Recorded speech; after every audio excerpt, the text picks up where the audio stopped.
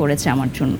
বাহ, চমৎকার। একটু যদি এভিয়েশন কোম্পানি সম্পর্কে বলতেন, আসলে এটা দিয়ে কি আসলে যে কেউ হেলিকপ্টারে ঘুরতে পারবে এরকম কিছু? হ্যাঁ, আমাদের হচ্ছে জয় রাইডটা জনপ্রতি ৫,০০০ টাকা। তো এটা খুবই ভালো একটা অফার। এটা হচ্ছে 10 মিনিটস একটা জয় রাইড থাকে। যে কোনো স্পেশাল দিনে আসলে আপনি প্রিয় মানুষকে সারপ্রাইজ করতে পারেন। আবার পুরো হেলিকপ্টারও চাইলে আপনি রেন্ট নিতে পারেন। আর আমাদের হেলিকপ্টার বাংলাদেশে ফার্স্ট টাইম হচ্ছে সেন্ট মার্টিনে ল্যান্ড করার পারমিশন পেয়েছে, এবং এটা হচ্ছে সেনাবাহিনীদের সাথে একটা যৌথ একটা কোলাবোরেশনে আমরা এই কাজটা করছি। সো এটার জন্য আমরা অনেক এক্সাইটেড, এবং ইনশাল্লাহ আমাদের এন্ড অফ নভেম্বর হচ্ছে রাইডগুলো স্টার্ট হয়ে যাবে। তো এটা একটা বিগ অ্যাচিভমেন্ট আমাদের কোম্পানির জন্য, কারণ হেলিকপ্টারের মানে এর আগে কখনোই সেন্ট মার্টিনে ল্যান্ড করে নাই, এবং সেন্ট মার্টিনে যারা ফরেন পর্যটক আছেন তারা আসলে সেন্ট মার্টিনের সৌন্দর্য হয়তো দেখতে চায়, বা আমাদেরও এখানে অনেক বয়োজ্যেষ্ঠরা আছেন বা অনেক বাচ্চারা আছেন যারা হয়তো শিপে করে যেতে পারেন না, তারা হচ্ছে হেলিকপ্টার রাইডটা নিতে পারবেন। আচ্ছা, বেশ ভালো। এবার একটা মজার প্রসঙ্গ, সেটা হচ্ছে বাড়ি সহকে সবকিছুই ভাইরাল হয়, আপনি নিজেও বলেছেন।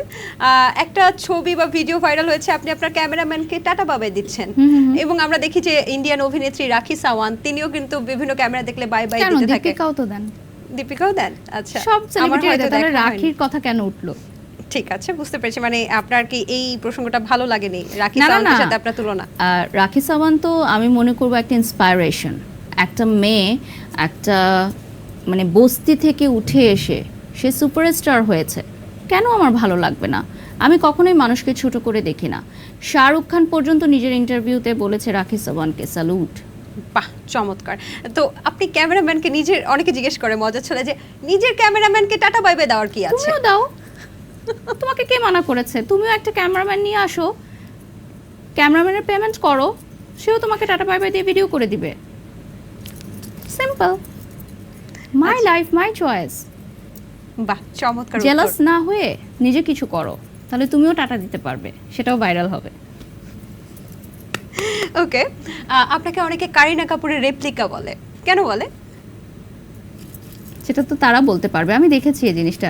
আবার বাংলাদেশের কারিনা কাপুর, গরিবের কারিনা কাপুর, ও মাই গড। আপনাকে তো গরিবের নীতা আম্বানিও বলে, এবং বলে যে আপনি নাকি নেকলেস পরেন, আপনি নিজেও দেখিয়েছেন নেকলেস পরেন নীতা আম্বানির, ইভেন চুলের কালার করেন নীতা আম্বানির মতো। আপনি কি আসলে গরিবের নীতা আম্বানি নাকি বড়লোকের নীতা আম্বানি? না, বিষয়টা কি, না আমি এখন পর্যন্ত আমি বলবো যে আমি খুবই সাধারণ, আমি সাধারণই থাকতে চাই। বাট আমার ক্যামেরার সামনে যে লাইফটা আমি দেখাই, এটা ডেফিনেটলি আমার প্রফেশনের জন্য। আমি আমার পার্সোনাল লাইফে আমি বাসায় যখন থাকবো এভাবে রেডি হয়ে এভাবে দামি গহনা দামি ড্রেস পরে থাকবো না, ডেফিনেটলি। সো আমার প্রফেশনাল লাইফ এবং পার্সোনাল লাইফের মাঝখানে একটা বিরাট একটা লাইন আছে যেটা কেউ ক্রস করতে পারবে না।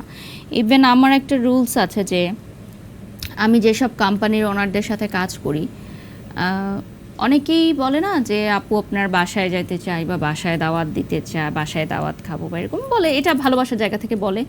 বাট আমি সবসময় মনে করি কি